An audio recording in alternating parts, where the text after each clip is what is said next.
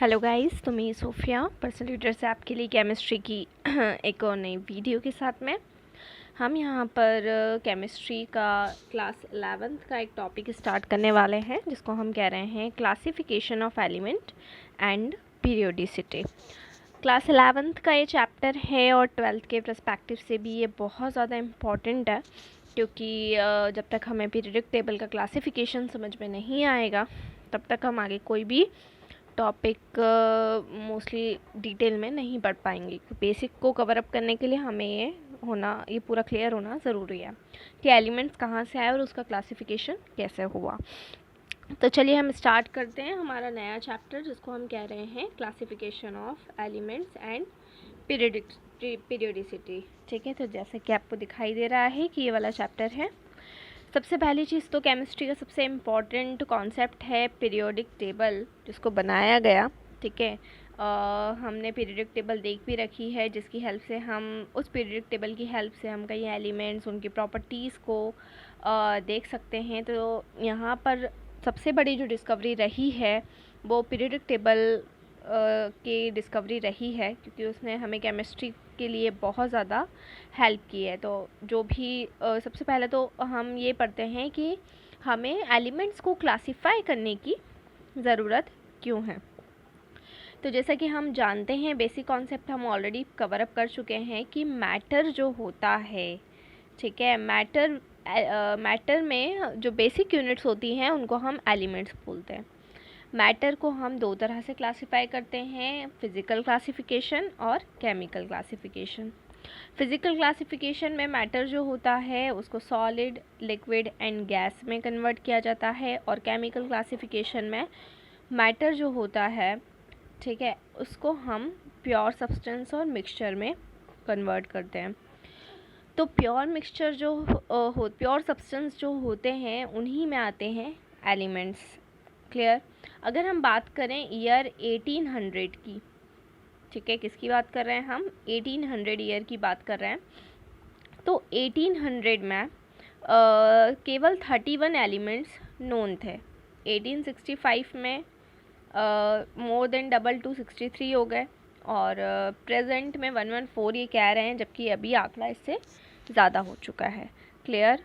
तो यहाँ पर बहुत सारी में डिस्कवरीज़ हुई हैं जिन्होंने नए एलिमेंट्स को सिंथेसाइज किया है, ठीक है, जिसकी वजह से केमिस्ट्री अब बहुत ज़्यादा इजी हो गई है।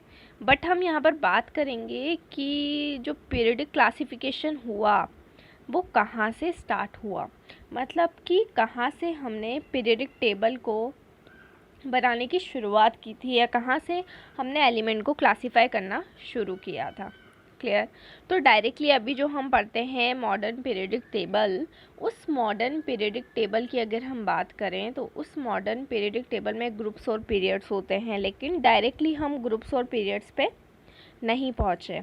सबसे पहले अगर यहाँ पर हम बात करें तो यहाँ पर सबसे पहले एक जर्मन केमिस्ट थे, ठीक है।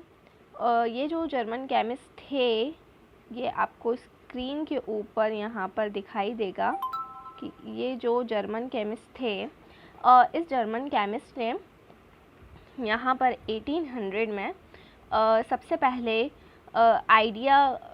पहला आइडिया इनका था, ताकि हम जो भी एलिमेंट्स हैं जो भी उनको हम काय में कन्वर्ट कर सकें, पीरियड्स में कन्वर्ट कर सकें। तो सबसे पहले ये जो साइंटिस्ट हैं इनका आइडिया था कि हम इसको क्या कर सकते हैं, पीरियड्स के अंदर कन्वर्ट कर सकते हैं। तो सबसे पहला आइडिया इनका था। उसके बाद में अगर हम यहाँ पर बात करें तो सेकेंडली अगर हम बात करें तो 1829 में इन्होंने नोटेट किया कि कुछ फिज़िकल एंड केमिकल प्रॉपर्टीज़ जो होती हैं ग्रुप्स की, क्लियर, वो सिमिलर होती हैं, और तीन एलिमेंट्स के थ्री एलिमेंट्स के इन्होंने क्या बनाए, ग्रुप्स बनाए, जिनको इन्होंने ट्राइड्स नाम दिया। ठीक है, ट्राइड्स का मतलब 3 एलिमेंट्स एक साथ।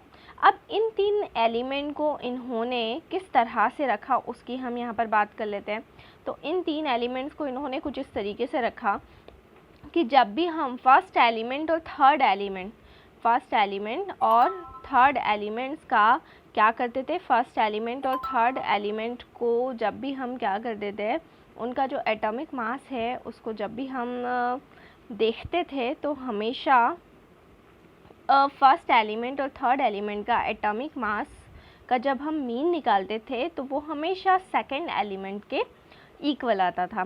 ठीक है, इसके अलावा भी हम देख सकते हैं कि जो मिडिल एलिमेंट होता था, बीच वाला जो एलिमेंट था, उसकी प्रॉपर्टीज़ उन दोनों फर्स्ट और थर्ड एलिमेंट के बिटवीन होती थी, मतलब कि बीच में होती थी। ठीक है, जिसको हमने ये इस टेबल से हम यहाँ पर समझ सकते हैं। आपको यहाँ पर एक स्क्रीन के ऊपर एक टेबल दिखाई दे रही है, ठीक है, ट्राइड सिस्टम की।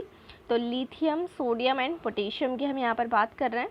लिथियम का एटॉमिक वेट 7 है, सोडियम 23 है एंड पोटेशियम है 39। क्लियर। अब यहाँ पर अगर मैं देखिएगा लिथियम का और पोटेशियम का, एक फर्स्ट मैंने ले लिया है लिथियम को और थर्ड मैंने ले लिया है पोटेशियम को, और लिथियम और पोटेशियम का जो मास है उसका अगर मैं मीन निकालूं, मतलब 7 + 39 डिवाइडेड बाय 2 कर दूं तो वो 23 के बराबर आएगा। तो इस तरीके से फर्स्ट और थर्ड का मीन सेकंड के इक्वल है। इसके अलावा सोडियम की जो प्रॉपर्टीज़ हैं, सोडियम की कई प्रॉपर्टीज़ लिथियम और पोटेशियम से, क्या लिथियम और पोटेशियम के मिडिल में थी, बीच की थी, इसीलिए यहाँ पर हमने इस कॉन्सेप्ट को लिया है। सेकेंडली अगर हम यहाँ पर बात कर रहे हैं तो सेकेंड हमारा ट्राइड सिस्टम है कैल्शियम, स्ट्रोंटियम एंड बेरियम। ठीक है, कैल्शियम, स्ट्रोंटियम एंड बेरियम। तो यहाँ पर अगर हम देखें तो कैल्शियम और बेरियम का अगर हम 40 + 137 डिवाइडेड बाय 2 तो वो ऑलमोस्ट मिडिल वाले के इक्वल आएगा। ऐसे ही क्लोरीन, ब्रोमीन, आयोडीन का भी होगा कि क्लोरीन और आयोडीन का जब मास का हम मीन निकालेंगे तो वो ब्रोमीन के इक्वल आएगा, और ब्रोमीन की प्रॉपर्टीज़ भी इन दोनों के मिडिल की रहेगी। ठीक है, तो ये यहाँ पर इस तरह से इन्होंने ये सिस्टम लगाया। ठीक है, इसको हम कहते हैं लॉ ऑफ ट्राइड्स, क्योंकि 3 एलिमेंट्स का एक ग्रुप बनाया गया जिसकी वजह से इसको हमने ट्राइड सिस्टम नाम दिया। क्लियर। अब यहाँ पर हम बात करते हैं कि इसके बाद की अगर हम यहाँ पर बात करें कि ये तो हमने बात करी डोबेराइनर ट्राइड्स की, इसको ट्राइड सिस्टम नाम दिया गया, लेकिन आगे चल के ये फेल क्यों हो गया? रीज़न इज़ दैट कि उस टाइम जब इन्होंने ट्राइड सिस्टम निकाला था उस टाइम बहुत कम एलिमेंट डिस्कवर थे, लेकिन उसके बाद में बहुत सारे कई एलिमेंट को डिस्कवर किया गया, जिस पर ये जो रूल है ये एप्लीकेबल नहीं हो पाया, और एप्लीकेबल नहीं होने की वजह से ही यहाँ पर ये जो भी हमारा पर्टिकुलर रूल था ट्राइड सिस्टम का वो क्या हो गया, फेल हो गया। तो इसके बाद में सेकंड जो फिर ट्रायल हुआ वो न्यूलैंड का हुआ, जिसको हम नेक्स्ट वीडियो के अंदर डिस्कस करेंगे। ठीक है, तो यहाँ पर हमने दो चीज़ों को डिस्कस किया है कि सबसे पहले तो एलिमेंट्स का क्लासिफिकेशन क्यों ज़रूरी है, और दूसरा कि सबसे फर्स्ट एलिमेंट को क्लासिफाई किसने किया था और किस तरह से उन्होंने इसे क्लासिफाई किया था। अब इसके बाद में सेकंड वीडियो में मैं आपको न्यूलैंड लॉ ऑफ ऑक्टेव पढ़ाऊँगी। तो इसी तरह से जुड़े रहिए हमारे साथ में, वीडियोज़ को लाइक करते रहिए, चैनल को सब्सक्राइब करना ना भूलें। कोई भी डाउट, कोई भी क्वेरी हो तो उसे आप कमेंट बॉक्स में डाल सकते हैं, और अगर आप हमसे ऑनलाइन होम ट्यूशन्स पढ़ना चाहते हैं इस लॉकडाउन में तो आप हमारे कॉन्टैक्ट नंबर लेकर हमसे कांटेक्ट करें, तो हम आपको घर पर ही ऑनलाइन होम ट्यूशन्स की फैसिलिटी भी प्रोवाइड करेंगे। Thank you.